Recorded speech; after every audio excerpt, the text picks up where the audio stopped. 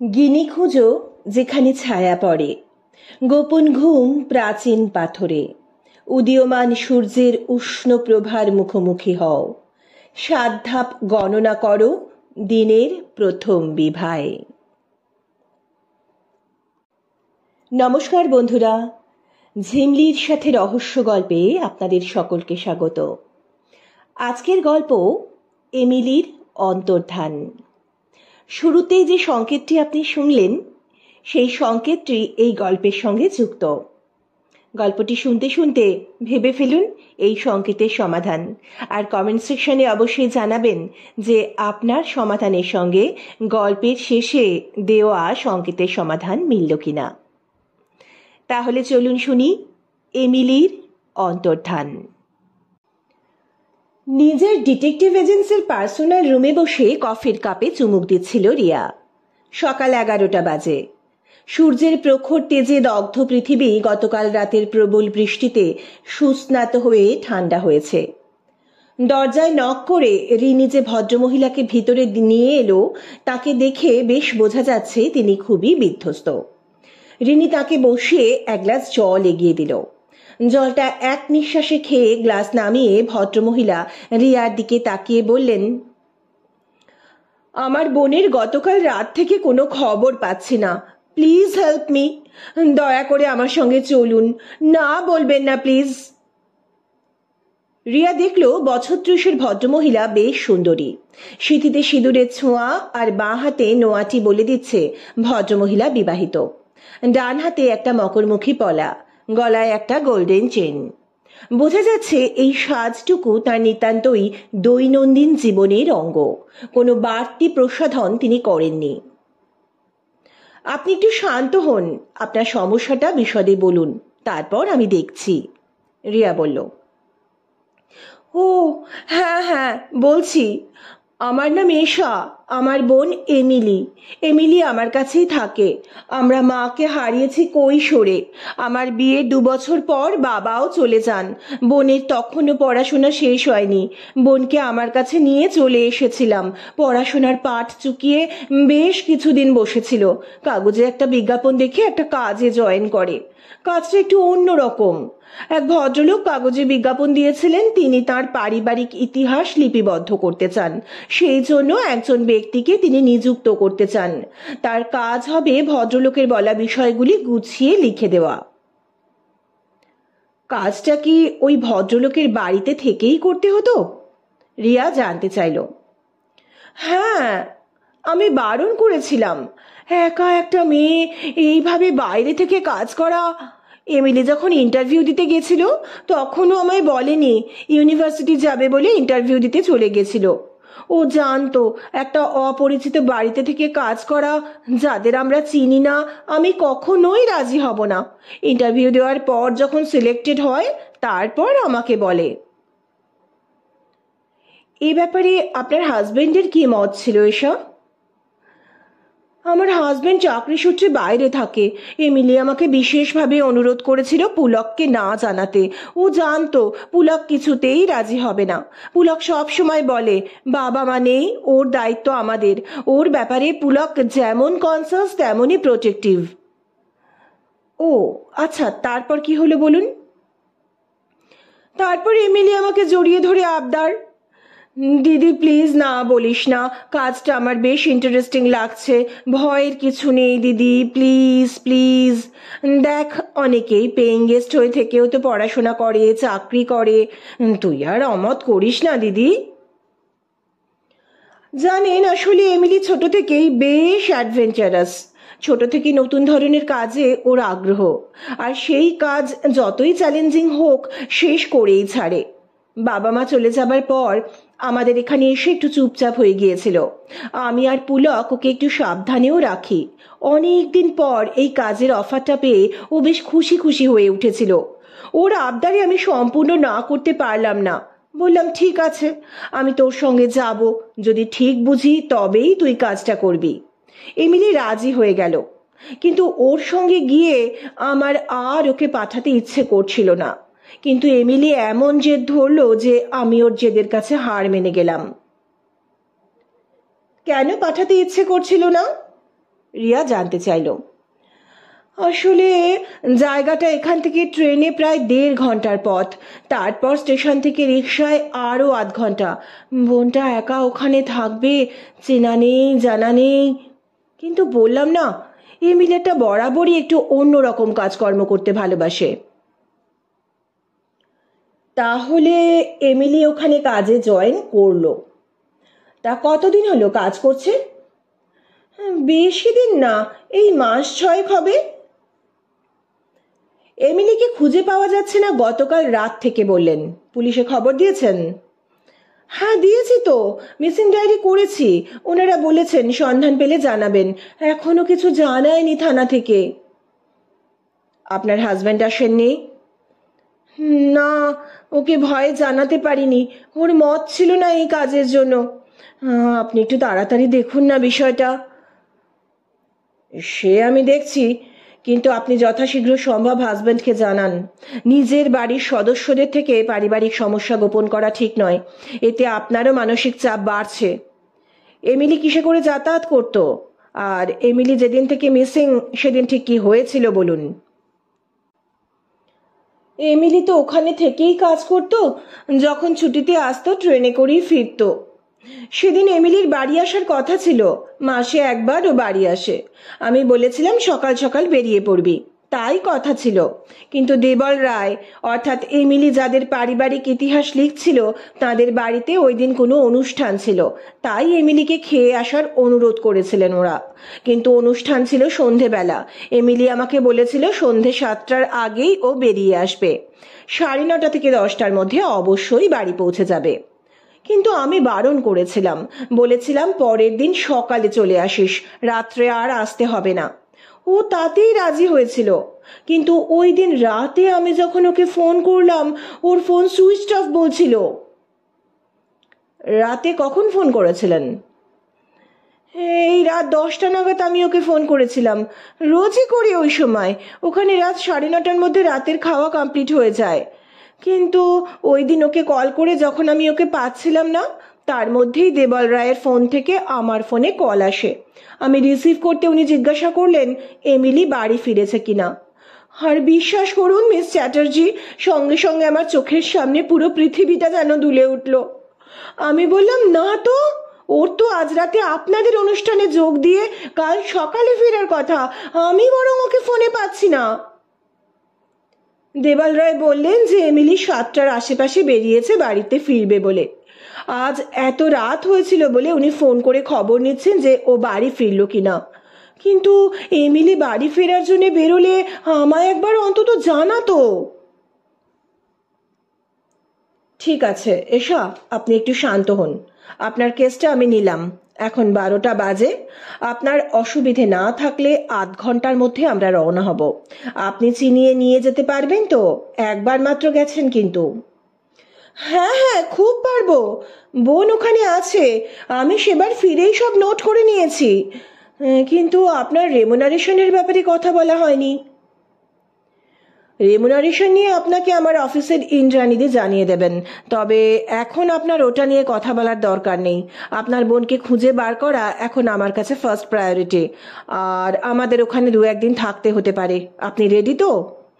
হ্যাঁ হ্যাঁ, আমি ওখানে যাব বলে প্রস্তুত হয়েই বেরিয়েছি।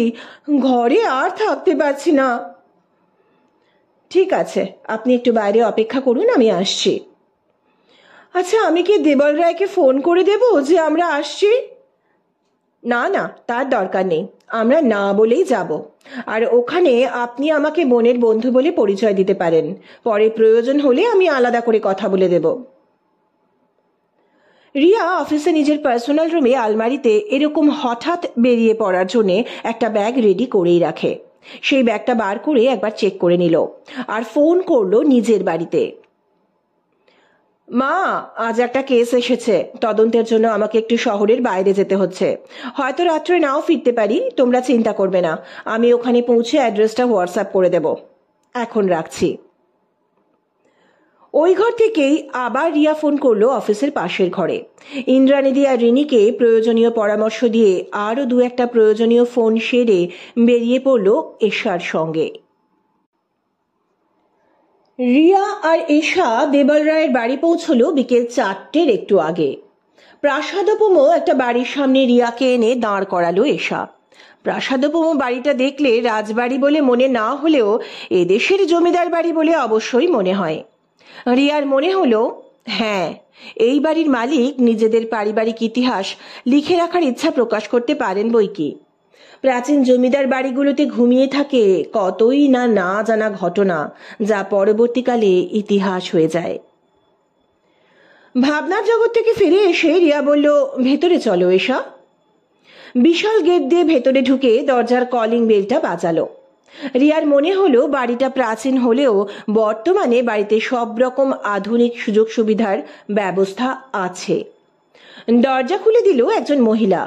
পিছনে উপরের ধপধপে সাদা মার্বেলের সিঁড়ি দিয়ে নেমে আসতে দেখা গেল পাজামা পাঞ্জাবি পরিহিত একজন সুদর্শন প্রৌঢ়কে। বয়স আন্দাজ বছর 50 হবে। কে রে লক্ষ্মী, কে এসেছে? দুজন মহিলা এইছে বাবু। ভেতরে আসতে বল।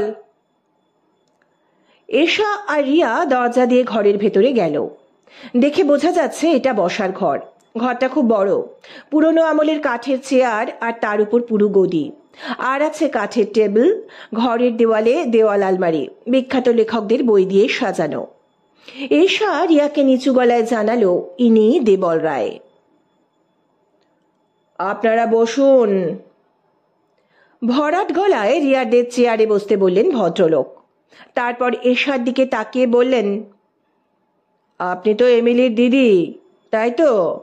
এমিলি জয়েন করবার আগে আপনি এসেছিলেন, তা আজ হঠাৎ কি মনে করে? কি মনে করে মানে? আমি যখন এসেছিলাম আপনি আমাকে ভরসা দিয়েছিলেন এমিলি বাড়ির মেয়ের মতোই এখানে থাকবে, এখানে ওর কোনো অসুবিধে হবে না। আর এখন আমার বোনকে পাওয়া যাচ্ছে না, আপনি বলছেন আমি কি মনে করে এসেছি? আপনার বোন সেদিন সন্ধ্যে 7টা নাগাদ বেরিয়েছিল। বাড়ি ফিরতে রাত হবে জেনেই আমি আপনাকে ফোন করেছিলাম ও ভালোভাবে বাড়ি পৌঁছলো কিনা তা জানার জন্য। আপনি বললেন ও বাড়ি পৌঁছয়নি। বাস, আপনার দায়িত্ব শেষ? আপনার বাড়ি থেকে বেরিয়ে একটা মেয়ে তার বাড়ি পৌঁছলো না, আপনি শুনে চুপ করে বসে রইলেন? এশা বলল। চুপ করে বসে থাকা বলতে আপনি কি বলছেন? আপনি পুলিশে ডায়েরি করেছেন। পুলিশ আমার বাড়িতে এসেছিল জিজ্ঞাসাবাদের জন্য, আমি তাদের সাথে সম্পূর্ণ সহযোগিতা করেছি। আর কি করতে পারি বলুন? এই বয়সের মেয়ে কারোর সাথে বিশেষ কোনো সম্পর্ক ছিল কিনা, তার সাথে কোথাও চলে গেল কিনা, এসব তো আমার জানার কথা নয়। আর এই বয়সে এরকমটা হয়েই থাকে। দেখুন দেবল বাবু, আপনিও হয়তো আমার বোনকে বদনাম করার চেষ্টা করছেন। আমার বোন এরকম কাজ করতেই পারে না, পারলে আমিও অন্তত জানতাম। এশা বলল, আপনাকে যদি জানাবে তাহলে কি আর না বলে চলে যেত? চলে যাবে বলেই জানায়নি। আপনি না বলেছিলেন আপনার বোন অ্যাডভেঞ্চারাস? কথাটা দেখছি সত্যি। এই যে অ্যাডভেঞ্চার করতে গেছে। প্রথম সাক্ষাতে অকপটে নিজের বোনের সম্পর্কে বলা কথাটা যে দেবল রায় এভাবে ব্যবহার করবেন, এসা ভাবতেও পারেনি। রাগে তার মুখের কথা বন্ধ হয়ে গেল। আর সেই সময়েই কথা শুরু করলো রিয়া। নমস্কার দেবল বাবু, আমি রিয়া। আমাকে এশার বন্ধু বা শুভাকাঙ্ক্ষী যেটা খুশি মনে করতে পারেন। একটা কথা জিজ্ঞেস করি, এমিলি যে আপনার এখানে কাজ করছিল তাতে আপনি সন্তুষ্ট ছিলেন? হ্যাঁ, স্বীকার করতে বাধা নেই। এমিলি তার কাজে যথেষ্ট দক্ষ, খুব মনোযোগী, কাজ খুব সুন্দর এগোচ্ছিল। বেশ, তাহলে এমিলিকে খোঁজার জন্য আপনার সাহায্য আশা করতে পারি? নিশ্চয় পারেন। আমি ক্ষণিকের উত্তেজনায় কিছু রূঢ় কথা বলেছি, তার জন্য দুঃখিত। বলুন, কি জানতে চান? দেবলবাবু, সেদিন আপনাদের বাড়ির অনুষ্ঠানে যারা উপস্থিত ছিলেন তাদের সাথে কথা বলতে চাই। সেদিন আমাদের ছোটখাটো একটা অনুষ্ঠান ছিল। আমাদের বিবাহ বার্ষিকী ছিল। আমার স্ত্রীকে একটু আনন্দ দেওয়ার জন্য এই আয়োজন। বাইরের লোক বলতে আমার বিজনেস পার্টনার এসেছিল, আর কেউ নিমন্ত্রিত ছিল না। ওর সাথে কথা বলতে গেলে আগামীকালের আগে হবে না। ও ব্যবসার কাজেই একটু শহরে গেছে। দেবল রায় বললেন। বেশ, তো আজকের দিনটা না হয় আপনার এখানেই থেকে যাই। আপনার আপত্তি নেই তো? রিয়া বলল। বেশ, তা থাকুন, কিন্তু আপনারা নিজেরাই কি এমিলির অন্তর্ধানের তদন্ত করছেন? বলতে পারেন। পুলিশ নিজের মতো কাজ করুক, আমরাও একটু চেষ্টা করি। এসা তো ঘরে থাকতেই পারছে না, তাই ভাবলাম আমরাও একটু খোঁজ খবর করি। আপনারা এমিলির বন্ধুদের সাথে কথা বলেছেন? ও কারো বাড়ি গেছে কিনা? হ্যাঁ, কিছু বন্ধুর সাথে কথা বলা হয়েছে, বাকিটা বলবো। তবে ওকে যখন এখানেই লাস্ট দেখা গেছে, তাই ভাবলাম এখান থেকেই খোঁজ খবর নেওয়া শুরু করি। আচ্ছা, এমিলি যে ঘরে থাকতো আমরা সেই ঘরে থাকতে পারি? ঠিক আছে, তাই থাকবেন, আমি ব্যবস্থা করে দিচ্ছি। এই লক্ষ্মী, এই দিদিদের এমিলি দিদির ঘরটা খুলে দে, ওনারা আজ এখানে থাকবেন। আপনারা যান, লক্ষ্মী ঘর খুলে পরিষ্কার করে দিচ্ছে। অনেক ধন্যবাদ দেবলবাবু। আচ্ছা, আমরা ফ্রেশ হয়ে আপনার সাথে একটু কথা বলতে পারি? বেশ, ফ্রেশ হয়ে নিন আপনারা, আমিও একটু বাইরে থেকে হেঁটে আসি, তারপর চা খেতে খেতে কথা হবে। সম্মতি জানিয়ে এশা আর রিয়া লক্ষ্মীর সাথে এমিলির ঘরের দিকে চলে গেল। দেবলবাবু চলে গেলেন বৈকালিক ভ্রমণে। রিয়া আর এশা এমিলির ঘরে ঢুকে ওদের ব্যাগ রাখল। প্রথমে এশা ওয়াশরুমে গেল ফ্রেশ হতে। সেই সময় রিয়া চোখ বোলালো এমিলির ঘরে। ঘরটা বড় মাপের বলা যায়। ঘরে দুজন ভালোভাবে শোয়ার জন্য উপযুক্ত একটা খাট, একটা আয়রন চেস্ট, জামা কাপড় রাখার একটা আলনা, একটা ড্রেসিং টেবিল, একটা পড়ার টেবিল, একটা চেয়ার আছে। ঘরটা বেশ গোছানো। সবকিছুই একটু সরিয়ে সরিয়ে দেখতে লাগলো রিয়া। লোহার আলমারিতে তালা দেওয়া। রিয়া পড়ার টেবিল সংলগ্ন চেয়ারটাতে বসলো। টেবিলের ড্রয়ার খুলে দেখলো কিছু কাগজপত্র, pen, pencil, scale, sellotape, stapler এই সব রয়েছে। কাগজপত্রগুলোতে দ্রুত চোখ বুলিয়ে নিল একবার। চেয়ার থেকে উঠে দাঁড়াতে গিয়ে ওর ষষ্ঠ ইন্দ্রিয় সজাগ হলো। চেয়ার থেকে উঠতে গিয়ে ওর দু হাত টেবিলের ধারটা ধরে উঠেছিল। সেই সময়ে ওর হাতে অস্বাভাবিক কিছু ঠেকলো। তাড়াতাড়ি নিচু হয়ে সেখানে হাত দিয়ে দেখলো সেলোটেপ দিয়ে টেবিলের সঙ্গে কিছু একটা আটকানো আছে। রিয়া সেলোটেপ খুলে জিনিসটা হাতে নিয়ে দেখলো একটা প্লাস্টিকে মোড়া ছোট কাগজ। প্লাস্টিক শুদ্ধ কাগজটা রিয়া নিজের ব্যাগে ভরে নিল। সন্ধেবেলা চায়ের টেবিলে দেখা হলো দেবলবাবুর সাথে। চা বিস্কুট ছাড়াও সঙ্গে রয়েছে কিছু স্যান্ডউইচ আর মিষ্টি। দেবলবাবু বেশ আন্তরিকতার সঙ্গেই বললেন, নিন, এবার চা জল খাবার খেয়ে নিন। আপনারা তো অনেকক্ষণ বেরিয়েছেন নিশ্চয়ই? হ্যাঁ, তা বেরিয়েছে। দেবলবাবু, আপনার স্ত্রীকে দেখছি না তো চায়ের টেবিলে। একটা দীর্ঘ নিঃশ্বাস ফেলে দেবল রায় বললেন, আমার স্ত্রী দীর্ঘদিন বিছানায় শয্যাশায়ী, একটা নার্ভের প্রবলেম থেকে প্যারালাইসিস হয়ে গেছে। ওহ, আমি দুঃখিত। আপনাদের ছেলে মেয়ে? রিয়া জানতে চাইল। আমাদের একটা ছেলে, এখানে থাকে না, এইচএস এর পর হায়ার স্টাডিজের জন্য আমেরিকাতে আছে। ও আচ্ছা, আপনার স্ত্রীর সঙ্গে একটু কথা বলা যেতে পারে? ও তো দোতলায় থাকে, নামতে পারে না। আপনারা এভাবে বাড়ির সর্বত্র ঘুরবেন, সব পরিবারেরই প্রাইভেসি বলে তো একটা বিষয় আছে। আপনারা তদন্তের নামে কিছুই রাখবেন না দেখছি। দেখুন দেবলবাবু, মেয়ে আমাদের, আমরা তো এত সহজে হাল ছাড়ব না। তবে আপনার বাড়ির বা পরিবারের প্রাইভেসি নষ্ট হয় তেমন কিছু করব না। তদন্তের স্বার্থে যদি কিছু চোখে পড়ে সেগুলি আমাদের দুজনের মধ্যেই সীমাবদ্ধ থাকবে, বাইরে কোনোদিনই বেরোবে না। বেশ, চা খেয়ে উপরে যান। আমি লক্ষ্মীকে বলছি আপনাদের দেবিকার ঘরে পৌঁছে দেবে। ওখানে মিমি আছে, ও দেবিকার দেখাশোনা করে। আপনারা যান, আমি বলে দিচ্ছি। রিয়া চায়ের সাথে স্যান্ডউইচ আর মিষ্টির ভালোভাবেই সদ্ব্যবহার করলেও এশা বিশেষ কিছু খেতে পারল না। চায়ের পাট মিটলে ওরা লক্ষ্মীর সঙ্গে গেল দোতলাতে দেবিকার ঘরে। দেবলবাবু হয়তো আগেই বলে রেখেছিলেন, দেবিকা বিছানায় আধশোয়া হয়ে আছেন। তিনি বছর 40-42-এর একজন সুন্দরী মহিলা, অসুখের কারণে শয্যাশায়ী। রিয়াদের দেখে স্মিত হাসলেন। কিন্তু একটা বিষণ্ণতা মুখে লেগে আছে।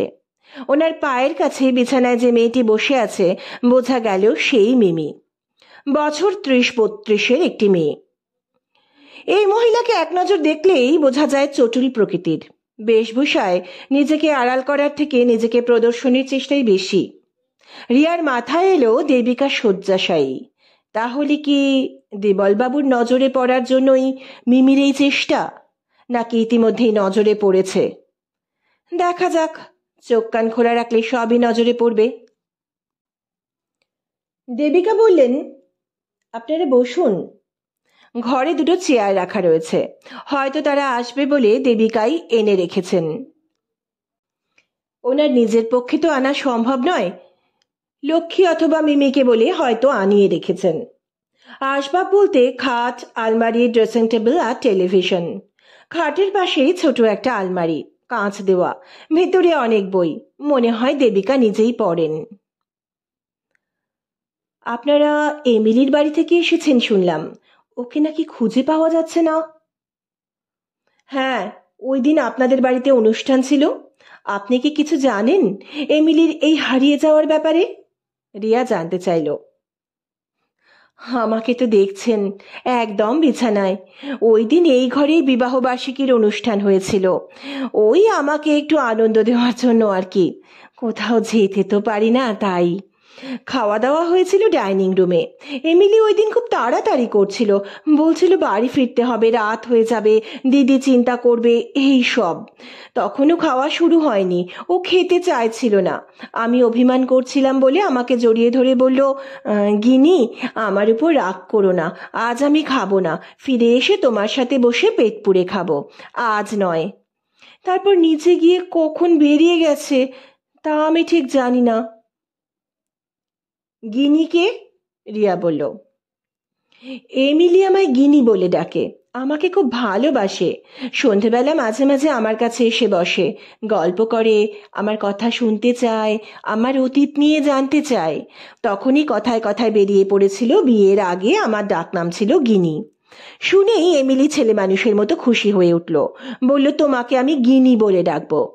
এমিলি আমাকে গিনি বলেই ডাকে। খুব মিষ্টি মেয়ে এমিলি, আমার খুব দুশ্চিন্তা হচ্ছে ওর জন্য। কথা বলতে বলতে দরজার দিকে তাকালেন দেবিকা। সেখানে এসে দাঁড়িয়েছেন একজন প্রৌঢ় ব্রাহ্মণ ঠাকুরমশাই। ভেতরে আসবো মা ঠাকরুন? হ্যাঁ হ্যাঁ, আসুন, ভেতরে আসুন। ঠাকুরমশাই ভেতরে এসে প্রত্যেকের হাতে প্রসাদ দিলেন। তারপর দেবিকাকে বললেন, মা ঠাকরুন, মন্দিরে বড় ধেড়ে ইঁদুরের উৎপাত হয়েছে, আপনি একটু পরিষ্কার করানোর ব্যবস্থা করবেন? ওমা, সে কি, মন্দিরে ধেড়ে ইঁদুরের উৎপাত হয়েছে? নিশ্চয়ই, আমি দেখছি, বলছি যাতে পরিষ্কার করে দেয়। আপনি এখন আসুন ঠাকুরমশাই। ঠাকুরমশাই চলে গেলে এশা বলল, কিন্তু এমিলি যে বলেছিল ও অনুষ্ঠানের পরের দিন সকালে বেরোবে, সেরকমই কথা ছিল। ওই দিন সন্ধে বেরিয়ে বাড়ি ফিরলে তো আমায় জানাতো। কি যে হয়েছে ওই দিন তাই তো বুঝতে পারছি না। এশা উৎকণ্ঠিত হয়ে বলল। রিয়া বলল, তুমি শান্ত হও এশা, আমি আরেকটু জেনে বুঝে নিই। আচ্ছা দেবিকা ম্যাডাম, ওই দিন অনুষ্ঠানে কারা কারা এসেছিলেন? আসলে একদম ঘরোয়া অনুষ্ঠান, আমরাই ছিলাম। কেবল দেবলের বিজনেস পার্টনার অসিত দা এসেছিলেন। দেবিকা বললেন। উনি কি ফ্যামিলি নিয়ে এসেছিলেন? না, অসিত দা একাই এসেছিলেন, উনি বিয়ে করেননি, একাই থাকেন। ও, অসিতবাবু কতক্ষণ ছিলেন এখানে? বললাম না, আমি বলতে পারবো না কে কখন গেছে। নিচে ডাইনিংয়ে খাওয়ার ব্যবস্থা ছিল, এখানে অনুষ্ঠানের পর নিচে গিয়ে খাওয়া দাওয়া করে কখন গেছেন অসিতদা আমি জানি না। আমার খাবার তো এখানেই দেওয়া হয়। তবে এখানে কেক কাটা হয়েছিল, এমিলি আমার হাত থেকে এক টুকরো কেক খেয়েছিল। নিচে থেকে অনেক রকম শরবত বানিয়ে আনা হয়েছিল, মিমিই তো নিয়ে এলো। এমিলি শরবতও না খেয়ে চলে গেল, তাই না রে মিমি? দেবিকা মিমিকে জিজ্ঞেস করলেন। হ্যাঁ, কত করে সাধলাম, কিছুতেই খেলো না, বেশি বেশি বলেই নিজেকে সংযত করে নিল মিমি। মিমির কথার সুরে এমন একটা কিছু ছিল যে এশা তার দিকে একটু রাগত ভাবেই তাকিয়েছিল। দেবিকা আবার বলে চললেন, তবে এমিলি যখন তাড়াতাড়ি করে নিচে গেল বেরোবে বলে, তখন অসিতদাও নিচে গেছিলেন। বললেন সন্ধে হয়ে গেছে, এমিলি স্টেশনে যাওয়ার জন্য কি পাবে না পাবে, আমি বরং ওকে আমার গাড়ি করে পৌঁছে দিয়ে আসি। তবে গেলেন বটে, মিনিট 10-এর মধ্যে আবার ফিরেও এলেন। বললেন দেখতে পেলাম না, বোধহয় স্টেশনে যাওয়ার জন্য কিছু পেয়ে গেছে। ফিরে এসে শরবত খেতে খেতে আমার সাথে অনেকক্ষণ গল্প করলেন। আপনাদের কিসের বিজনেস ম্যাডাম? আমাদের টেক্সটাইলের বিজনেস। দেশের বিভিন্ন জায়গায় তো বটেই, বাইরের দেশেও আমাদের প্রোডাক্ট এক্সপোর্ট হয়। অসিত বাবু কি আপনাদের ব্যবসায় প্রথম থেকেই পার্টনার? না না, ওনার সাথে ব্যবসার সূত্রেই আলাপ। উনি এখানে থাকতেন না, আলাপ থেকে দেবলের সাথে বন্ধুত্ব। তারপর উনি ওনার পুরনো বসবাস তুলে এখানে এসে বাড়ি করলেন, আর নিজের ব্যবসা বিক্রি করে দেবলের সঙ্গে আমাদের ব্যবসায় যোগ দিলেন। বললেন, হ্যাঁকা মানুষ, তোমাদের পাশে থাকলে জানবো কেউ তো আছে। অনেক ধন্যবাদ দেবিকা ম্যাডাম, আপনার সাথে কথা বলে ভালো লাগলো। এখন মিমি ম্যাডামের সঙ্গে কি একটু কথা বলা যেতে পারে? হ্যাঁ বলুন মিমি, ওনারা যা যা জানতে চান তুমি একটু বলে দাও। আচ্ছা ম্যাডাম, আপনার বাড়ি কোথায়? রিয়া জিজ্ঞেস করলো মিমিকে। আমার বাড়ি? হ্যাঁ, আমি তো এখানেই থাকি 24 ঘন্টা। ওই যে দরজাটা দেখছেন, ও পাশের ঘরটায় আমি থাকি। দেবিকা ম্যাডামের কখন কি প্রয়োজন হয়, ওই দরজাটার ওপাশে আমার ঘর, এই ঘরে লাগোয়া। আচ্ছা, আপনার নিজের বাড়ি কোথায়? মনে হলো মিমির মুখে একটা কালো ছায়ার পর্দা পড়েই মিলিয়ে গেল। বলল, আমি অনাথ আশ্রমে মানুষ। হায়ার সেকেন্ডারির পর আমাদের স্বনির্ভর করার জন্য একটা স্বেচ্ছাসেবী সংস্থা থেকে আমাদের বিভিন্ন জনকে বিভিন্ন বিষয়ে ট্রেনিং দেওয়া হয়েছিল। আমি নার্সিং ট্রেনিং নিয়েছিলাম, একটা হাসপাতালে কাজ করছিলাম, আবার একটা সংস্থায় নাম রেজিস্টার করিয়ে রেখেছিলাম কাজের জন্য। ওখান থেকেই দেবিকা ম্যাডামকে দেখাশোনার কাজটা পাই। তাহলে আপনি এখানেই থাকেন, এখান থেকে কোথাও বেরোন না? মাঝে মাঝে বেরোই। দুপুরে খাওয়া দাওয়ার পর ম্যাডাম যখন বই পড়েন কোনো কোনো দিন বেরোই। পাশের গ্রামে আমার একটা বন্ধুর বিয়ে হয়েছে, অনাথ আশ্রমে আমরা একসাথে থাকতাম, মাঝে মধ্যে তার সাথে দেখা করতে যাই। আচ্ছা আচ্ছা, আপনার ওই ঘরটা একটু দেখতে পারি? হ্যাঁ আসুন। মিমির ঘরটা ছিমছাম। একটা সিঙ্গেল খাট, জামা কাপড় রাখার একটা আলনা, ড্রেসিং টেবিল আর একটা বসার চেয়ার। ড্রেসিং টেবিলের উপর সাজানো নামি দামি কোম্পানির প্রচুর সাজার জিনিস, সবকিছু চেনেও না রিয়া। দেওয়ালে ঝুলছে কোনো এক মডেলের খোলামেলা পোশাক পরা একটা ছবি দেওয়া ক্যালেন্ডার। লক্ষ্য করলে দেখা যায় ক্যালেন্ডারটি কোনো গার্মেন্ট কোম্পানির। আশপাশে চোখ বুলিয়ে নিয়ে রিয়া ক্যালেন্ডারের দিকে আঙুল দেখিয়ে বলল, আপনি কি ওই কোম্পানির পোশাক ব্যবহার করেন? না না, আমার অত সাধ্য নেই, ক্যালেন্ডারটি আমাকে অসিত স্যার দিয়েছেন। রিয়া হঠাৎ বলল, মনে হলো যেন দেবিকা ম্যাডাম আপনাকে ডাকছেন। কই না তো, একবার দেখে আসুন যদি কিছু দরকার হয় ওনার। মিমি দরজা দিয়ে দেবিকার ঘরের দিকে যেতেই রিয়া আশপাশটা একটু ভালো করেই দেখে নিল। মিমি বলল, বললাম না আপনাকে ম্যাডাম ডাকেননি। বেশ অসন্তুষ্ট গলাতেই সে কথাটা বলল। সরি, আমার মনে হলো তাই বললাম। ঠিক আছে, আমরা এখন নিচে যাচ্ছি। দেবিকার সাথে আর একবার সৌজন্য সাক্ষাৎ করে এশা আর রিয়া একতলায় নেমে এলো। এশার শরীরটা ভালো লাগছে না বলে ঘরে চলে গেল রেস্ট নিতে, আর রিয়া দেখলো বসার ঘর ফাঁকা। দেবল বাবু মনে হচ্ছে দোতলাতে নিজের ঘরে রয়েছেন। দেবিকার পাশের ঘরটাই দেবল বাবুর। নিচ থেকে ওনার ঘরে আলো জ্বলতে দেখা যাচ্ছে। ঘর থেকে ভেসে আসছে টেলিভিশনে সংবাদ পাঠকের গলা। রিয়া চট করে আশপাশের ঘরগুলোর উপর চোখ বোলালো। ওই পাশের ঘরটার দরজা খোলা, আলো জ্বলছে, রান্নার আওয়াজ আসছে। তাহলে ওটা রান্নাঘর। রিয়া রান্নাঘরের দিকে পা বাড়ালো। লক্ষ্মীদি, কি রান্না করছো? পিছন ফিরে রিয়াকে দেখে লক্ষ্মী হেসে বলল, হে একটু পাঁঠার মাংস করছি, বাবু বলে দিয়েছিলেন, একটু আগে নফর এসে দিয়ে গেল। বাবু বলেছেন আপনারা এয়েছেন, কোনো অযত্ন যেন না হয়।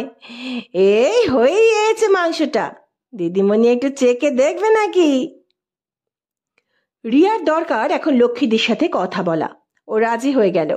একটা বাটিতে বেশ বড় বড় 2 পিস মাংস দিল লক্ষ্মীদি। খেতে খেতে রিয়া বলল, আচ্ছা লক্ষ্মীদি, দেবলবাবু বেশ ভালো মানুষ বলো? তা বাবু খুব ভালো মানুষ, খুব বড় মনের মানুষ। তারপর রিয়া গলা খাদে নামিয়ে বলল, তা হ্যাঁ গো লক্ষ্মীদি, ওই ওপরে মিমির ঘরে দেখলাম অনেক সাজের জিনিস। সেসব কেউ নিজেই কেনে না দেবলবাবুই কিনে দেন? ই, নিজে কিনবে কোত্থেকে? যা সাজ ওই মিমি দিদির! তুমি কাউরি কইও না জানো, আমার একদিন চোখে পড়ে গেছিল। ওই অসিত বাবু আসেন না, একদিন দেখি চুপি চুপি মিমি দিদির হাতে প্যাকেট গুঁজে দিচ্ছে, জামা কাপড়ও দেয় মনে হয়। আমি নিজে চোখে দেখিনি অবশ্য, তবে দেবলবাবু দেবলবাবু কি বলো? থামলে কেন? দেবলবাবু কি? না না, ও কিছু না কিছু না, জিভটা ফুসকে বাবুর নাম বেরিয়ে পড়েছে। তোমার রান্নার হাতটা না খাসা লক্ষ্মীদি, আর কি বুদ্ধি! ঠিক ধরে ফেলেছ, অসিত বাবু মিমি দিদিকে জিনিস দেন। এ কি যার তার কাজ? সবার এমন চোখ আছে? কি যেন একটা বলছিলে, দেবলবাবুও দেন বুঝি মিমি দিদিকে? কাউরে কইও না যেন, আমি ঠিক জানি নে, তবে দেবলবাবু বোধহয় এমিলি দিদিমণিকে পছন্দ করে। তুমি কি করে বুঝলে লক্ষ্মীদি? আমারে বাবু কইছিল, নকি এমিলিকে চোখে চোখে রাখবি, কোথায় কখন যায় আসে বলা তো যায় না। জোয়ান মেয়ে, বাড়ি ছেড়ে এখানে কাজ করে, কিছু খেতি যেন না হয় মেয়েটার। বাবু বলে বটে খেতির কথা, আমার যেন মন বইলে বাবু ওরে পছন্দ করেন। মা ঠাকরুন তো সেই কবে থেকে বিছানা ধরা। আচ্ছা লক্ষ্মীদি, এমলি দিদি যখন কাজ করে তখন দেবলবাবু কি করে? কি আবার কইবে, বাবুই তো কি সব বলে, আর এমিলি দিদিমণি সেইগুলো শুনে শুনে ওই চাবি টিপে টিপে লিখে রাখে। ওই মেশিনটাকে কি যেন বলে? ল্যাপটপ? হ্যাঁ হ্যাঁ, ওই ওই ওই ওই ল্যাপটপটা কি এমিলি দিদিমণির কাছেই থাকে? না না, নেকা হয়ে গেলে বাবু নিজের ঘরে নিয়ে রাইখে দেন। লক্ষ্মীদি, তোমার না দারুণ বুদ্ধি। আমি এখন ঘরে যাই গো, খাবার সময় দেখা হবে। রিয়া রান্নাঘর থেকে বেরিয়ে এমিলির ঘরের দিকে গেল একটু বিশ্রাম নেবে বলে। রাতে খাবার টেবিলে দেবলবাবুর সাথে দেখা হলো। লক্ষ্মী খাবার দিচ্ছিল আর তদারকি করছিল মিমি। এসা নামমাত্র খাবার মুখে তুলল। দেবলবাবু স্বল্পাহারী। অস্বস্তিকর নীরবতা কাটাতে রিয়াই উদ্যোগী হলো। দেবলবাবুকে জিজ্ঞেস করলো, দেবলবাবু, একটা জিনিস জানতে আগ্রহ হচ্ছে। এমিলিকে আপনি অ্যাপয়েন্ট করেছিলেন আপনাদের পারিবারিক ইতিহাস লেখার জন্য। অসুবিধে না থাকলে আমাকে একটু বলা যায়, আপনারা এই অঞ্চলের জমিদার ছিলেন? না, তা ঠিক নয়। আমার পূর্বপুরুষের সঙ্গে নবাব সিরাজদৌল্লার একটা ছোট্ট যোগাযোগ হয়েছিল, সেটাকে আবর্তন করেই তৈরি হয়েছে আমার পারিবারিক ইতিহাস। কাল বিশদে বলবো, আজ বিশ্রাম নিন। শুভরাত্রি। দেবলবাবু তার খাওয়া শেষ করে উঠলেন। এরপর এশা উঠে হাত ধুয়ে ঘরে গেল। রিয়া যখন হাত ধুচ্ছে তখন অনুভব করলো মিমি তার ঠিক পাশে দাঁড়িয়ে মৃদু গলায় তাকে কিছু বলার চেষ্টা করছে। নিজের কানকে সজাগ করে রিয়া শুনতে পেল মিমি ফিসফিস করে বলছে, দেবলবাবু এমিলিকে নজরবন্দি করেছিলেন। এইটুকু বলেই মিমি সরে গেল। রিয়া এমিলির ঘরে চলে গেল শুতে। ঘরে গিয়ে দেখলো সারাদিনের ক্লান্তিতে এশা ঘুমিয়ে পড়েছে। রিয়া নিজের ব্যাগ থেকে বার করলো সেই কাগজের টুকরোটা যেটা এমিলি টেবিলে সেলোটেপ দিয়ে আটকে রেখেছিল। প্লাস্টিক থেকে কাগজ বার করে ভাঁজ খুলে দেখলো লেখা আছে, গিনি খুঁজো যেখানে ছায়া পড়ে, গোপন ঘুম প্রাচীন পাথরে, উদীয়মান সূর্যের উষ্ণ প্রভার মুখোমুখি হও, 7 ধাপ গণনা করো দিনের প্রথম বিভায়। কি এটা? কবিতা? ছড়া? না, ছড়া থাকলে তো সেরকম কোনো মানে থাকবে, তো তা নয়। আচ্ছা, সত্যি কি কোনো মানে নেই? হ্যাঁ, এ তো কোনো সংকেত। কিসের সংকেত? গুপ্তধনের? দেবলবাবু বলছিলেন সিরাজদৌলার সঙ্গে তার পূর্বপুরুষের কোনো সম্পর্কের কথা। এমিলি কি সংকেতের মানে পেয়ে গিয়েছিল? তাই কি দেবলবাবু এমিলিকে নজরবন্দি করেছিলেন? যা, আজ রাতের ঘুম গেল। রিয়া বিড়বিড় করে কয়েকবার 4টে লাইন আওড়ালো, তারপর শুয়ে পড়ল। যদিও জানলো আজ আর ঘুম আসবে না যতক্ষণ না ওই সংকেতের মানে উদ্ধার করছে। পরের দিন ঘুম ভাঙতে বেশ বেলা হলো রিয়ার। প্রথম রাতে ঘুম আসেনি, ভোরের দিকে ঘুমিয়ে গেছে। এশা তখনও ঘুমোচ্ছে। 4 দিনের মানসিক যন্ত্রণা, সোজা কথা। প্রাথমিক কাজকর্ম সেরে যখন ও ওয়াশরুম থেকে বেরোলো তখন এশাও উঠে পড়েছে। এশা ওয়াশরুম থেকে বেরোলে ওরা ঘর থেকে বেরিয়ে এলো। দেবলবাবু তখন বাইরে চেয়ারে বসে আছেন। এশা আর রিয়াকে দেখে প্রভাতী শুভেচ্ছা জানিয়ে লক্ষ্মীকে বললেন চা দিতে। রিয়া দেখলো একটা মেয়ে ঘরের কাজকর্ম করছে আর ঘুরে ঘুরে এশা আর রিয়াকে দেখছে। লক্ষ্মীদের চা দিতে এসে বলল ওর নাম চিনি, ও এবারই ঠিকে কাজ করে। চা খেয়ে রিয়া বলল, দেবলবাবু মন্দির খুলে গেছে? হ্যাঁ, 8টা তো বেজে গেছে, পুরোহিত মশাই এসে গেছেন। আমরা তাহলে মন্দির থেকে ঘুরে আসি? হ্যাঁ আসুন, 9:30 জলখাবার দেওয়া হবে, তার আগে দেব দর্শন করে আসুন। দেবলবাবুর বাড়ি থেকে বেরিয়ে বাড়ির পাশেই মন্দির। এশা আর রিয়া মন্দিরের গেটে গিয়ে দাঁড়ালো। গেট খোলা। গেট দিয়ে মন্দিরে প্রবেশ করতে গিয়ে রিয়া কিছু একটা দেখতে পেল। এগিয়ে গিয়ে সেটাকে নিজের ব্যাগে চালান করলো। দেবাদিদেব মহাদেবের মন্দির। মন্দিরের চূড়ায় খুব সুন্দর একটা পাথরের ঘট বসানো। জুতো খুলে মন্দিরের ভেতরে প্রবেশ করলো ওরা। পুরোহিত মশাই ফুল দিয়ে ঠাকুর সাজাচ্ছেন। আকন্দ, নীলকণ্ঠ, টগর দিয়ে মালা গেঁথেছেন। কিছু ঝুড়ো ফুল দিয়ে যত্ন করে ঠাকুর সাজিয়েছেন। আরতি করছেন। এশা 2 হাত জড়ো করে প্রার্থনা করছে আর 2 চোখ দিয়ে জল গড়িয়ে পড়ছে। রিয়ার চোখ খুঁজছে। মন্দিরের বাইরে কিছু একটা পেয়েছে সে। মন্দিরের ভিতরেও মহাদেব কি কিছু পাইয়ে দেবেন? আরতি শেষ করে পুজোর বাকি কাজ সমাধা করে পুরোহিত মশাই বললেন, আমরা একটু বাইরে বসি, দরজা ভেজিয়ে দিই, বাবা আহার করুন। মায়েরা কি দেবলবাবুর বাড়িতে বেড়াতে এসেছো? কালকেই তোমাদেরকে দেখলাম মনে হলো। পুরোহিত মশাইয়ের সঙ্গে মন্দিরের সিঁড়িতে বসে রিয়া বলল, হ্যাঁ 2 দিনের জন্য বেড়াতে এসেছি। এই মন্দির কি অনেক পুরনো? হ্যাঁ তা তো বটেই, এই মন্দির পাথরের তৈরি। দেবলবাবুর পূর্বপুরুষ যখন এখানে আসেন জমি কিনে মন্দিরের পাশেই বাড়ি করেন, ভোলে বাবার মন্দির সংস্কার করেন। আর আমাদের পূর্বপুরুষ তখন নিত্য পুজোর জন্য নিয়োজিত হন। বংশানুক্রমে আমরা এই মহাদেবের মন্দিরের পূজারী হয়ে আছি। আচ্ছা, মন্দিরের ভেতরে একপাশে একটা ঘর দেখলাম, ওটা কিসের ঘর? রিয়া জানতে চাইল। ওই ঘরে বাবার ভোগ রান্নার বাসন থাকে। নীল পুজো, মহাশিবরাত্রিতে এখানে প্রচুর লোক প্রসাদ পায়।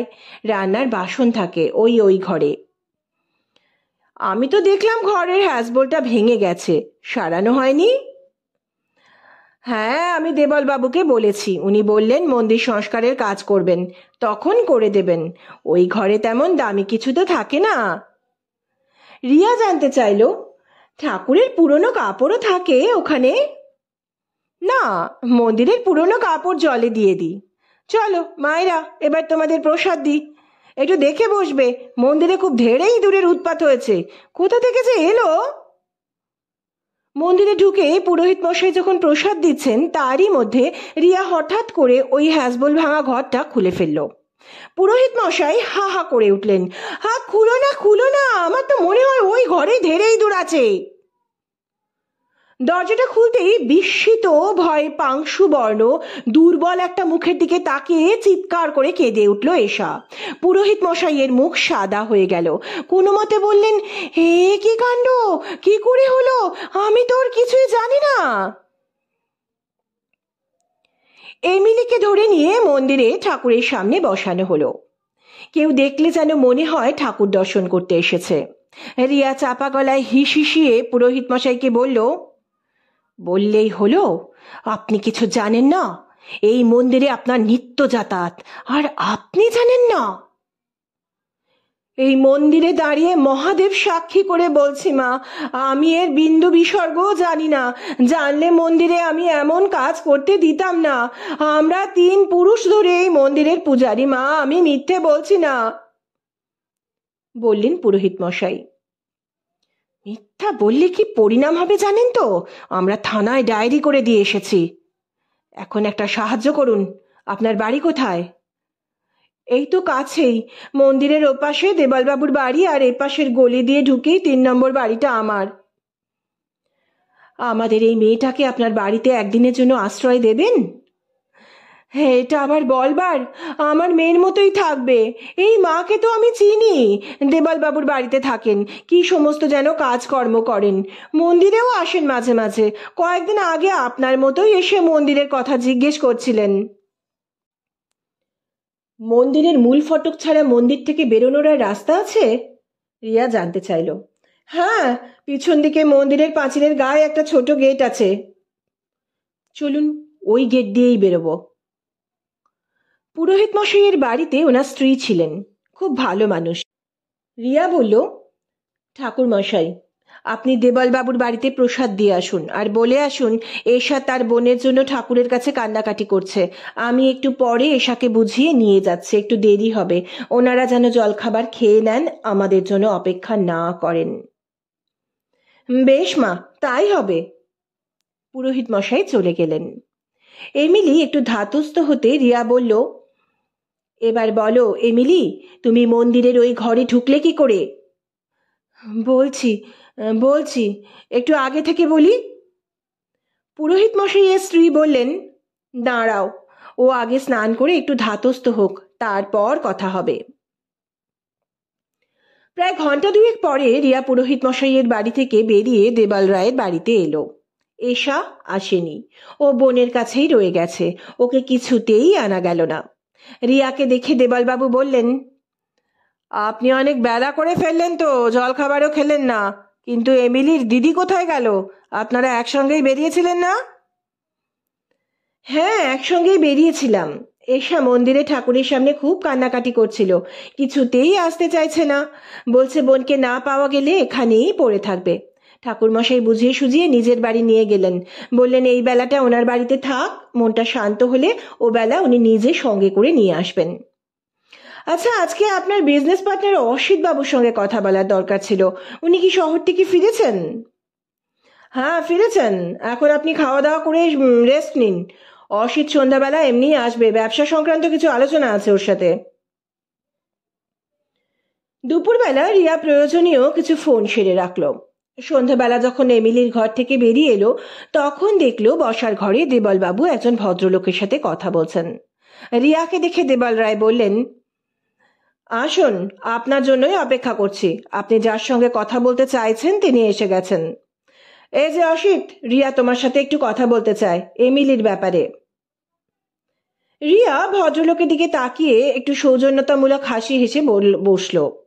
তারপর কোনো রকম ভনিতা না করে বলল, আমি এমিলিকে খুঁজতে এসেছি, এ ব্যাপারে আপনাদের সাহায্য চাই। এমিলিকে সেখানেই দেখা গিয়েছিল। এই ব্যাপারে আমার নতুন কিছু বলার নেই। এমিলি ওই দিন বাড়ি যাবে বলে সন্ধ্যে 7টার একটু আগে বেরিয়েছিল। বাড়ি ফিরতে রাত হবে বলে দেবল ওর দিদিকে ফোন করে খবর নেয় ও ঠিকঠাক বাড়ি পৌঁছেছে কিনা। তখনই জানা যায় ও বাড়ি পৌঁছয়নি। অসিত বাবু বললেন। অসিত বাবু, এমিলি এই বাড়ি থেকে বেরিয়ে যাবার পর আপনিও নাকি এমিলির পিছনে গেছিলেন, সেটা তো বললেন না? হ্যাঁ গেছিলাম, কিন্তু আমি এমিলিকে দেখতে পাইনি। ও হয়তো স্টেশনে যাবার জন্য কিছু পেয়ে গিয়েছিল। সেটা ভেবেও আপনি গাড়ি নিয়ে স্টেশনের দিকে গেছিলেন কেন? আপনি তো এমিলিকে এগিয়ে দেওয়ার জন্য বেরিয়েছিলেন। আপনার যখন মনেই হলো ও রিক্সা পেয়ে গেছে, তাহলে আপনি গাড়ি নিয়ে স্টেশনের দিকে গেলেন কেন? বিশেষ করে যখন আপনি একটা অনুষ্ঠান বাড়ি থেকে বেরোলেন। কে বলেছে আমি স্টেশনের দিকে গেছিলাম? অস্বীকার করবেন না, আমি এখানে খোঁজ খবর করতে এসেছি। খবর পেয়েছি নিশ্চয়ই। আমি এমিলিকে খুঁজতে গেছিলাম, ওকে দেখতে পেলে গাড়ি করে পৌঁছে দেব বলে। তাতেও তাড়াতাড়ি স্টেশনে পৌঁছে যাবে, আগের ট্রেনটা পেলে ও বেশি রাত হবার আগেই বাড়ি পৌঁছে যাবে, ভালো ভেবেই গেছিলাম। আমি যদি বলি আপনার উদ্দেশ্য ছিল এমিলিকে গাড়িতে তুলে নিজের বাড়িতে নিয়ে যাওয়া? কি বলছেন বলুন তো? আপনার এত বড় স্পর্ধা কি করে হয় এইখানে বসে আমার সম্পর্কে এত বড় মিথ্যে কথা বলার? কে বলেছে আপনাকে এই কথা? আমি বলেছি। সদর দরজার দিক থেকে গলার আওয়াজ ভেসে আসতে সবার চোখ ওই দিকে চলে গেল। সদর দরজায় দাঁড়িয়ে আছে এশা, পুরোহিত মশাই আর এমিলি। এমিলির মুখ থেকেই কথাগুলো ভেসে এলো। দেবল বাবু যুগপৎ বিস্মিত ও উত্তেজিত হয়ে চেঁচিয়ে উঠলেন, ওই তো এমিলি, কোথায় ছিলে? এখানে কি হয়ে যাচ্ছে তুমি জানো? আর পুরোহিত মশাই আপনি এমিলির সঙ্গে? আপনি কি ওকে খুঁজে নিয়ে এলেন? আপনি শান্ত হন দেবল বাবু, সব কথা হবে। আপনি শুধু নিশ্চিত করুন এখন এই বাড়ি থেকে কেউ যেন না বেরোয়। দেবলবাবু নিজে উঠে গিয়ে সদর দরজা বন্ধ করে ভেতর থেকে একটা বড় তালা ঝুলিয়ে চাবি নিজের কাছে রেখে বললেন, এইবার নিশ্চিন্ত তো? এইবার বলুন, কি যে কাণ্ড হচ্ছে এমিলিকে নিয়ে। এমিলি, এই দিকে এসো, বলো সেই দিন কি হয়েছিল। রিয়া বলল। এশা, এমিলি আর পুরোহিত মশাই তিনজনেই বসল। এমিলি বলল, একটু আগে থেকেই বলছি। দেবলবাবুর পূর্বপুরুষ নদিয়া জেলায় থাকতেন। ওখানেও ওনাদের ব্যবসা ছিল, পুরনো ব্যবসা, বংশলতিকা, এইসব বিষয়ে দেবলবাবু আমায় বলতেন। তারপর এই গ্রামে আসা, তখন এই গ্রাম কেমন ছিল এগুলো দেবলবাবুর পূর্বপুরুষ সম্ভবত লিখে রেখে গিয়েছিলেন। সম্ভবত বললাম এই কারণে, দেবলবাবু বলে যেতেন আর আমি আমার মতো করে গুছিয়ে লিখতাম। আমার মনে হয়েছে দেবলবাবুর পূর্বপুরুষরা দিনলিপি লেখার অভ্যেস করেছিলেন। প্রতিদিন না লিখলেও উল্লেখযোগ্য ঘটনা ওনারা লিখে রাখতেন। দেবলবাবু অনেক পুরনো কাগজপত্র নিয়ে বসতেন, কখনো এমনি বলে যেতেন, কখনো কাগজপত্র থেকে কিছু দেখে বলতেন। তবে ওইগুলো কোনোদিন আমার হাতে দেননি। আর যা কিছু লিখতাম ওনার ল্যাপটপে, লেখা শেষ হলে উনি ল্যাপটপ নিজের কাছে নিয়ে যেতেন। আমরা ওনার ঘরে বসে কাজ করতাম। একদিন উনি ওনার কথা বলছেন, বলতে বলতে হঠাৎ উঠে গেলেন, বললেন একটু আসছি। কাগজপত্র টেবিলের উপরে ছিল। আমার সামনেই একটা খুব পুরনো হাতে লেখা কাগজ খোলাই ছিল। কাগজটাতে 4 লাইনের একটা ছড়া। পড়ে ফেললাম, মনে হলো কোনো কিছুর সংকেত। চট করে এক টুকরো কাগজে ওটা লিখে নিজের জামার মধ্যে রেখে দিলাম। আমার ভালো লাগে সংকেতের সমস্যার সমাধান করতে। তারপরেই দেবলবাবু চলে এলেন। আমার মনের মধ্যে এটাও এসেছিল যে বোধহয় উনি ইচ্ছে করে আমার দেখার জন্য ওটা আমার সামনে রেখে দিয়ে চলে গিয়েছিলেন। এই পর্যন্ত বলে এমিলি একটু থামলো। রিয়া জিজ্ঞেস করলো, তুমি তখন লিখতে গেলে কেন এমিলি? মোবাইলে ফটো তুলে নিতে পারতে। না, সেটা সম্ভব ছিল না। কাজের সময় দেবলবাবু ফোন ঘরে রেখে যেতে বলতেন। ফোন এলে বা ফোনে কোনো সাউন্ড হলে কাজের ব্যাঘাত হবে বলে উনি মনে করতেন। সে যাই হোক, ওটা ঘরে নিয়ে গিয়ে আগে ভালো করে পড়লাম। গিনি খুঁজো যেখানে ছায়া পড়ে, গোপন ঘুম প্রাচীন পাথরে, উদীয়মান সূর্যের উষ্ণ প্রভার মুখোমুখি হও, 7 ধাপ গণনা করো দিনের প্রথম বিভায়। তারপর আমি ওটা লুকিয়ে রাখলাম। কিভাবে রাখলাম রিয়া তুমি জানো। আর খুঁজতে রাখলাম সংকেতের সমাধান। এরপর এলো দেবলবাবুর বাড়ির অনুষ্ঠানের দিন। ওই দিন সকালে কাজের পর দেবলবাবু বললেন আজ আর কাজ করতে হবে না।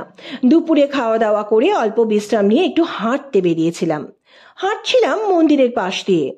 আজ সকালে মন্দিরের যে গেট দিয়ে পুরোহিত মশাইয়ের বাড়িতে গেলাম, সেইখান দিয়ে যাবার সময় মনে হলো দুজন মানুষ নিজেদের মধ্যে কথা বলছে পাঁচিলের ওপাশে, মানে মন্দিরের ভেতর দিকে নিচু স্বরে।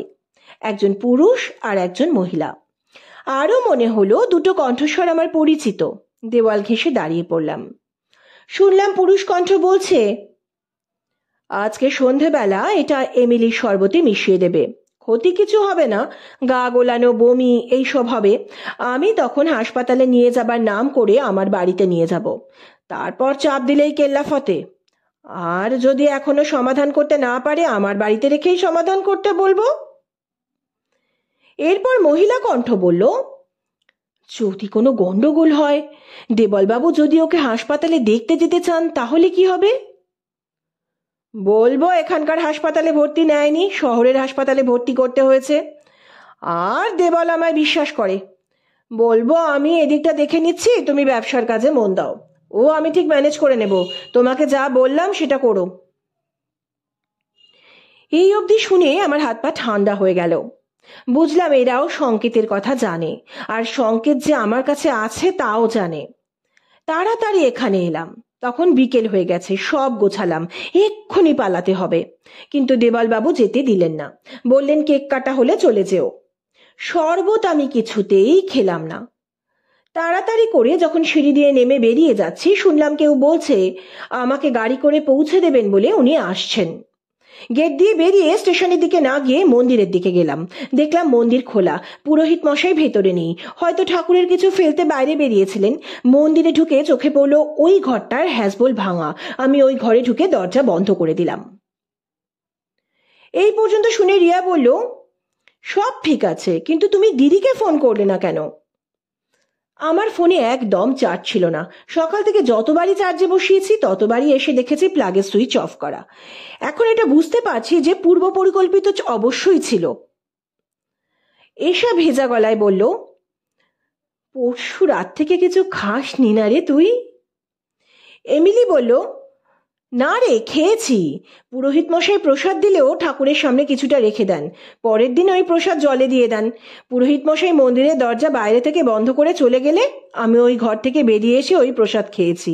ওখানেই শুয়েছিলাম রাত্রে, ভোরবেলা আবার ঢুকে গেছিলাম ওই ঘরে। তুই ঠাকুর মশাইকে সব খুলে বলিসনি কেন?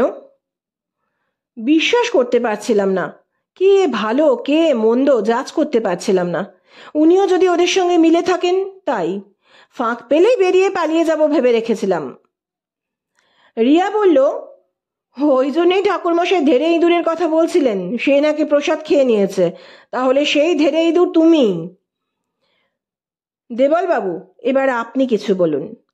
আপনি ওই সংকেত ইচ্ছে করেই এমিলির সামনে রেখেছিলেন যাতে ও ওটা লক্ষ্য করে, এটা সত্যি? হ্যাঁ, সত্যি। তবে এটা আগেই বলছি, এমিলির কোনো ক্ষতি করার ইচ্ছে আমার মোটেই ছিল না। উদ্দেশ্য ছিল সংকেতের সমাধান। আচ্ছা, বিশদে বলি। আমার পূর্বপুরুষের বাসস্থান ছিল নদিয়ার দিকে। তাঁরা ওখানে সম্পন্ন গৃহস্থ ছিলেন, পেশায় ছিলেন ব্যবসাদার। নবাব সিরাজদৌল্লা পলাশির যুদ্ধে পরাজয়ের পর প্রাণ বাঁচানোর জন্য বিভিন্ন স্থানে আত্মগোপন করেছিলেন। তিনি নদিয়াতেও আত্মগোপন করেন। সেই সময়কালে তিনি আমার পূর্বপুরুষের বাড়িতেও কিছুদিন আত্মগোপন করেছিলেন। হঠাৎ মির্জাফরের সেনা তার সন্ধান পেয়েছে খবর পেয়ে তিনি খুব অল্প সময়ের মধ্যে সেই স্থান ত্যাগ করেছিলেন। তিনি চলে যাবার পর তিনি যে ঘরে ছিলেন সেই ঘর পরিষ্কার করতে গিয়ে একটা মখমলের ছোট পুঁটুলি পাওয়া যায়। সেই পুঁটুলি খুলে দেখা যায় তাতে বেশ কিছু রৌপ্য মুদ্রা আর 4টে স্বর্ণ মুদ্রা ছিল। অনুচরের মাধ্যমে মির্জাফরের সৈনিকদের আগমনের খবর পেয়ে তাড়াতাড়ি করতে গিয়ে সম্ভবত নবাব ওই বটুয়া ফেলে যান, কিন্তু তখন সেটা ওনাকে ফিরিয়ে দেবার কোনো উপায় ছিল না। এর পরের ইতিহাস সবার জানা। মির্জাফরের নির্দেশে তাকে হত্যা করা হয়।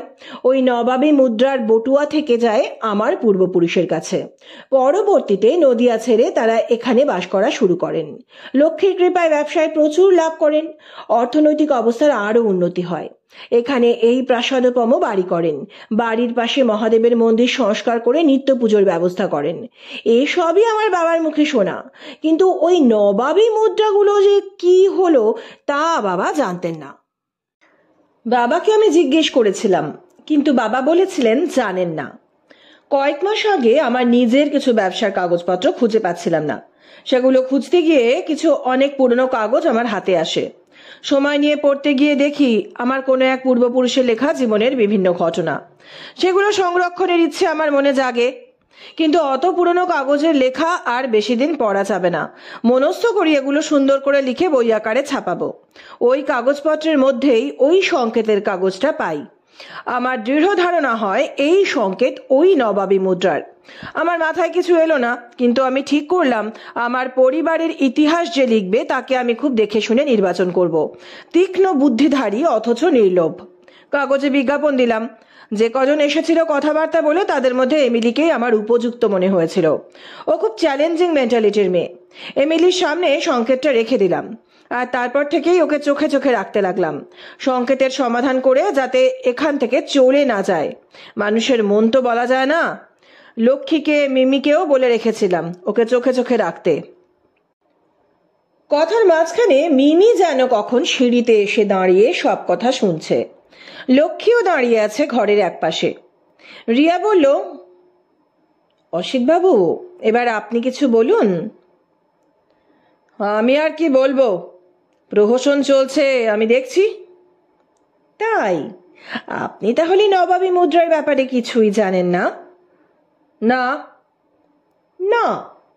দেবল বাবু, আপনি অসিত বাবুকে নবাবী মুদ্রার কথা বলেছিলেন?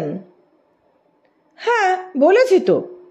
আমরা এখানে কিভাবে এলাম, আমার পূর্বপুরুষদের আদি নিবাস কোথায়, এই সব কথা বলতে বলতে প্রসঙ্গক্রমে নবাবী মুদ্রার কথা বলেছিলাম।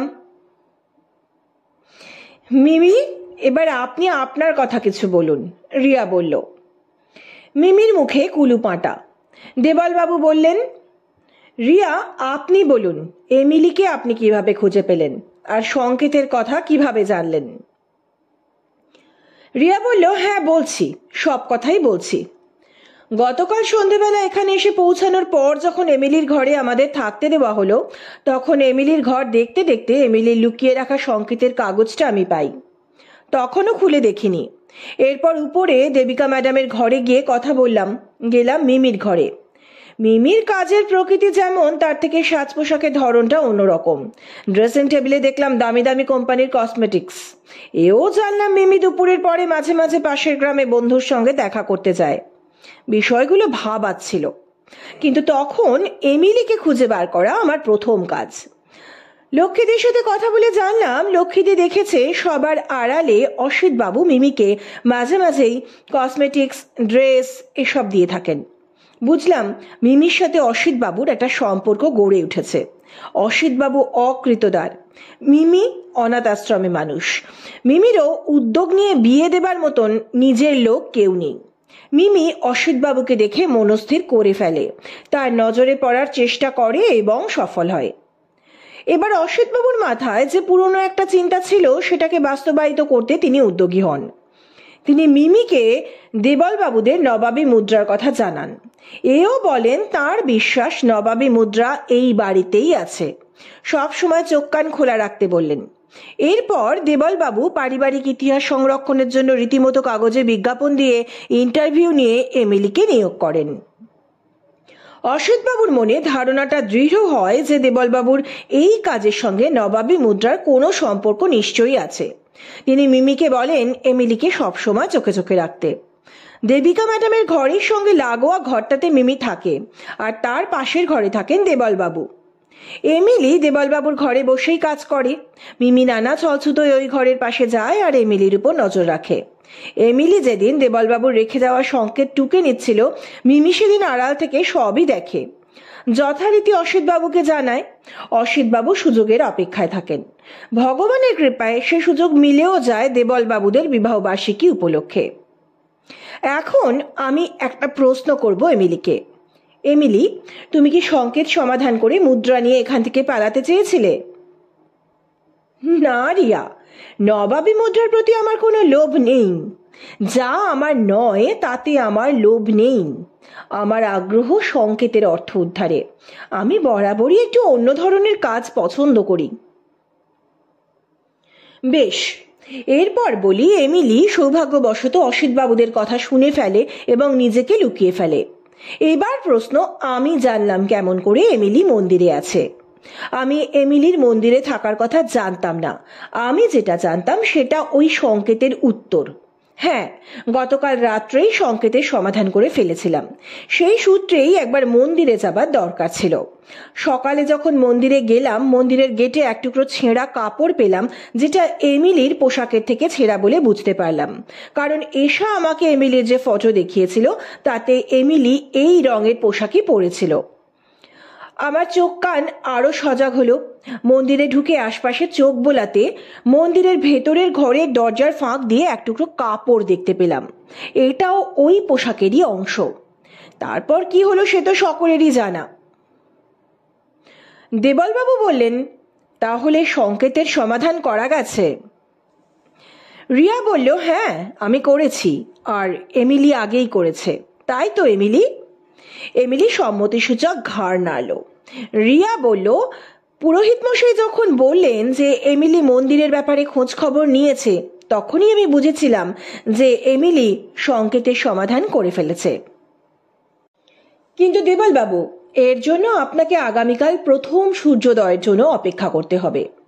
এতদিন যখন অপেক্ষা করলেন, আর একটা রাত। নবাবী মুদ্রা এখনো ওখানে থাকলে নিশ্চয়ই পাবেন। তাহলে সংকেতের সমাধানও হলো, আর এমিলিকেও আমরা পেয়েছি। এবার অপরাধীদের আপনি পুলিশে দেবেন না নিজেই শাস্তি দেবেন, সেটা আপনি সিদ্ধান্ত নিন। দেবলবাবু গম্ভীর হয়ে গেলেন। বললেন, অসিত, তুমি মিমিকে নিয়ে আজ রাতেই আমার বাড়ি থেকে চলে যাও। ব্যবসার অংশীদারিত্ব আলাদা করে নেব। আমি আর তোমাদের মুখ দেখতে চাই না। এমিলি বলল, আমি একটু ওপরে যাব গিনির সঙ্গে দেখা করতে। হ্যাঁ যাও, কিন্তু তোমার গিনির সঙ্গে কি সংকেতের গিনির কোনো সম্পর্ক আছে? তা আছে বই কি, আপনার গিনি আপনার বাড়ির দোতলায় আপনার ঘরের পাশে থাকে, বলে মুচকি হাসলো এমিলি। এমিলি, এশা আর রিয়া দোতলায় দেবিকার ঘরে গেল। দেবিকা আনন্দে এমিলিকে জড়িয়ে কেঁদে ফেললেন। তারপর রিয়ার দিকে তাকিয়ে বললেন, হ্যাঁ আপনি আমায় ভারমুক্ত করলেন। বিছানায় পড়ে আছি, তার মধ্যে মিমিরই সাজ পোশাক। আমার কেবল মনে হতো দেবলি ওকে প্রশ্রয় দিচ্ছে কিনা। লক্ষ্মী এসে আমায় সব বলেছে। এরই মধ্যে কখন লক্ষ্মী এসে দেবিকাকে সব বলেছে, আর এখন মিটিমিটি হাসছে। পরের দিন সূর্যোদয়ের আগে রাত থাকতে সবাই উঠে পড়ল। রিয়ার কথায় জড়ো হলো বসার ঘরে। রিয়া বলল, এমিলি তুমি বলো সংকেতের মানে। এমিলি বলল, না না রিয়া, তুমি বলো। রিয়া বলল, গিনি খুঁজো যেখানে ছায়া পড়ে গোপন ঘুম প্রাচীন পাথরে, উদীয়মান সূর্যের উষ্ণ প্রভার মুখোমুখি হও, 7 ধাপ গণনা করো দিনের প্রথম বিভায়। অর্থাৎ যেখানে ছায়া পড়ে সেখানে সূত্র খুঁজতে হবে। গিনি বলতে এখানে সূত্র ধরে নিন।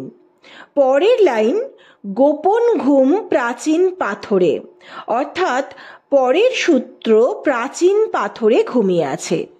এই প্রাচীন পাথর খুঁজতেই আমি মন্দিরে গিয়েছিলাম। ঠাকুরমশাই বললেন এই মন্দির অনেক পুরনো পাথর দিয়ে তৈরি। উদীয়মান সূর্যের উষ্ণ প্রভার মুখোমুখি হও, অর্থাৎ প্রথম সূর্যোদয়ের সময় পূর্ব দিকে মুখ করে দাঁড়াও। 7 ধাপ গণনা করো দিনের প্রথম বিভায়। তারপর সেখান থেকে 7 ধাপ এগিয়ে যাও। চলুন এবার যাওয়া যাক। দিনের প্রথম সূর্যোদয়ের সময় সকলে মন্দিরের দিকে এগিয়ে গেল। রিয়া আর এমিলি পূর্ব দিকে মুখ করে দাঁড়ালো আর দেখলো সূর্যোদয়ের পর মন্দিরের ছায়াটা পড়েছে পশ্চিম দিকে। মন্দিরের চূড়ার ছায়াটা দেবলবাবুদের বাড়িতেই গিয়ে পড়েছে। এমিলি আর রিয়া আবার দেবলবাবুর বাড়িতে ওই চূড়ার ছায়ার বিন্দুতে গেল। সেই বিন্দু থেকে পূব দিকে মুখ করে দাঁড়ালো। কিন্তু তারপর ধাপ কই? কোনো ধাপ দেখা যাচ্ছে না তো। দেবলবাবু ততক্ষণে ওখানে চলে এসেছেন। বললেন, হ্যাঁ এখানে 7টা সিঁড়ি আছে, অব্যবহারে ঘাস গজিয়ে গিয়েছে। ওই সিঁড়ি দিয়ে নেমে একটা ছোট গর্ত আছে। আমরা ছোটবেলায় বলতাম ওই গর্ত দিয়ে পাতালে যাওয়া যায়। ওই গর্তে হাত দেওয়াও মানা ছিল। ওর নিচে নাকি মা পাতালকালী বিরাজ করেন, তিনি রুষ্ট হবেন। কিন্তু এখন ঘাসগুলো তোলার ব্যবস্থা করতে হবে। ততক্ষণে কোমরে কাপড় গুজে হাতে খুরপি নিয়ে লক্ষ্মী চলে এসেছে। আধ ঘন্টার চেষ্টায় 7টা সিঁড়ি বেরিয়ে পড়ল। বেরিয়ে এলো সেই গর্ত। দেবলবাবু খুরপি হাতে নিলেন। গর্তের মুখটা পরিষ্কার করে আরো খানিকটা খোঁড়ার পর বেরিয়ে এলো একটা ছোট্ট সুন্দর কারুকার্য করা কাঠের বাক্স। সেটা খুলতে বেরোলো একটা জরাজীর্ণ কাপড়ের বটুয়া। আর বটুয়াটা খুলতেই সূর্যের আলোয় ঝলমল করে উঠল নবাব সিরাজদৌল্লার মুদ্রা।